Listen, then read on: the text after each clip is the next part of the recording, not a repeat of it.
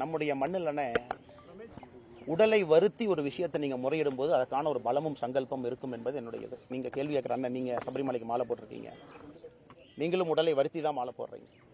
எதிர்பார்ப்பு இதில் ஆண்டவன்ட்டு போய் நம்ம எதுவும் கேட்க போறதில்லை, நமக்கு தனிப்பட்ட முறையில் எதுவும் கேட்பதில்லை. உடலை வருத்துவது என்பது நம்முடைய பாரம்பரியத்தில், தமிழ் மரபில், இந்த மண்ணில் அது ஒரு சாதாரண நிகழ்வு தான். விரதம் இருப்பதிலிருந்து எல்லாமே. முருகபெருமானுக்கு 6 சாட்டையடி என்பது அது எனக்கு நானே கொடுத்து கொண்டிருக்கக்கூடிய சாட்டையடி என்று சொல்வதை விட சமுதாயத்தில் ஏற்படக்கூடிய அவலங்கள் எல்லோருக்கும் சேர்த்து தான் அந்த சாட்டையடி எனக்கு அடிச்சுக்கிட்டேங்கண்ணா. அதனால் வருகின்ற காலத்தில் இது ஏதோ மறுபடியும் திமுக மேல வெறுப்போ அல்லது இங்க இருக்கக்கூடிய ஒரு தனி மனித வெறுப்போ கிடையாது. இந்த ஆட்சி போகணுங்கண்ணா. ரொம்ப தவறு பண்றாங்க. அறவழியில போராட்டம் செய்தாலும் கூட அதற்கும் வாய்ப்பில்லை, பேச முடியல, எந்த விஷயத்தையும் செய்ய முடியல. எதெடுத்தாலும் கூட அவச்சொற்கள், பழிச்சொற்கள், போட்டிக்கு போட்டியாக தரைகுறைவாக நடத்துதல், இதுதான் 3 வருஷமா நம்ம பார்த்துக்கிட்டு இருக்கோம். அதனால உடலை வருத்துவது என்று நான் சொல்லவில்லை. இது தமிழ் மண்ணினுடைய மரபு, அதைத்தான் நாங்கள் கைப்பிடிக்க ஆரம்பித்திருக்கின்றோம். நேற்று கமிஷனர் பேசும்போது ரொம்ப கேஷுவலா சொல்றாரு, அதாவது போயிடுச்சு என்ன பண்ண முடியும் அப்படிங்கிற மாதிரி சொல்லியிருக்காரு கமிஷனர். சென்னை பிரஸ் மீட் பாத்தீங்கன்னா அண்ணா, கமிஷனர் பேசினதுல ரொம்ப முக்கியமான விஷயத்தை மட்டும் உங்கள் முன்னால் நான் வைக்க விரும்புகின்றேன். நான் ஒரு தனிப்பட்ட முறையில் ஒரு IPS அதிகாரியோ, தனிப்பட்ட முறையில் அந்த காக்கி உடைக்கு பின்னாடி இருக்கக்கூடிய ஒரு அதிகாரியோ நான் குறை சொல்ல விரும்பல.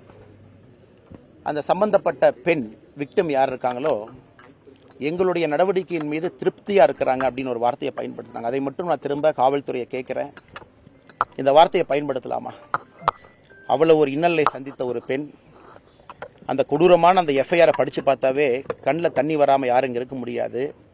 அவங்க காவல்துறையின் மீது திருப்தியா இருக்கிறாங்களா? காவல்துறையின் மீது எப்படி திருப்தியா இருந்திருப்பாங்கன்னா, இந்த கயவன் முதல் முறை செய்த பொழுதே உள்ள அனுப்பிச்சிருந்தா திருப்தியா இருந்திருப்பாங்க. ஏன்னா 2வது முறை இந்த குற்றம் நடந்திருக்காது.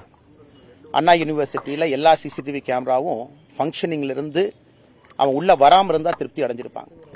அதே நேரத்தில் தனிப்பட்ட முறையில் ஒரு சகோதரி, ஒரு பெண், அவருடைய நண்பரோடு தனிப்பட்ட முறையில் அவருக்கான முழு சுதந்திரம் இருக்கு. அந்த சுதந்திரத்தை யாரும் கெடுக்காம இருந்தா திருப்தி அடைஞ்சிருப்பாங்க. அதனால் அது போன்ற வார்த்தைகளை பயன்படுத்துறாங்க காவல்துறை. இதெல்லாம் ஒரு கண்ணியமிக்க ஒரு பதவி. அந்த பதவி பொறுப்பு நாம கொடுக்கறதே ஒரு கஷ்டமான எக்ஸாமை பாஸ் பண்ணி மக்களை பாதுகாக்க வேண்டும் என்பதற்காக. ஒரு இஷ்யூவை ட்ரிவலைஸ் பண்றக்கோ, நார்மலைசேஷன் பண்றக்கோ, இவ்வளவு பெரிய ஒரு இஷ்யூவை சாதாரணமாக கடந்து போவதற்கு காவல்துறை நண்பர்கள் முயற்சி எடுத்துக் கொண்டிருக்கின்றார்கள். எப்பொழுதும் உங்களுக்கு தெரியும், காவல்துறையை குறை சொல்பவன் அல்ல, குற்றம் சொல்பவன் அல்ல. இது சிஸ்டமிக் ஃபெயிலியர். CCTNSல அந்த மாதிரி லீக் ஆக வாய்ப்பே இல்லைன்னா, சிஸ்டம் எல்லாம் கிளிச் ஆகாது. நானும் அங்கே இருந்திருக்கின்றேன், பணியாற்றி இருக்கின்றேன். அது ரொம்ப செக்யூர்டான சிஸ்டங்கன்னா, நீங்கள் FIR லாக் பண்ண உடனே அது ஆட்டோமேட்டிக்காக சர்வருக்குள்ளே அப்லோட் ஆயிருங்கன்னா அவ்வளோ ஈஸியாக யாரும் எடுக்கவே முடியாது.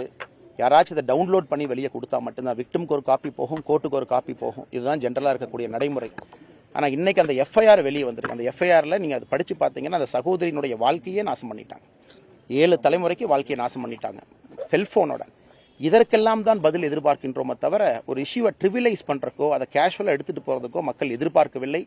மறுபடியும் சொல்லுகின்றேன், தனிப்பட்ட முறையில் காக்கி உடைக்கு பின்னால் இருக்கக்கூடிய ஒரு சகோதரனோ சகோதரிட்ட கோவம் இல்லைங்க. இப்ப நான் கோவமே காக்கி உடையின் மீது. ஒரு சிஸ்டமிக் பிரச்சனையில காக்கி உடை மாட்டி இருக்குது, கைகள் கட்டப்பட்டிருக்கிறது, சுதந்திரம் இல்ல, ஆட்சியாளர்களை பார்த்து நின்று கொண்டிருக்கின்றார்கள், சுதந்திரமாக முடிவெடுக்க முடியல. அதைத்தான் நான் சொல்லுகின்றனோ தவிர வேறு யாரையும் நான் குற்றம் சுமத்தவில்லை. அதற்கான காலம் வரும், எங்களுக்கும் மக்கள் வாய்ப்பு கொடுப்பார்கள்.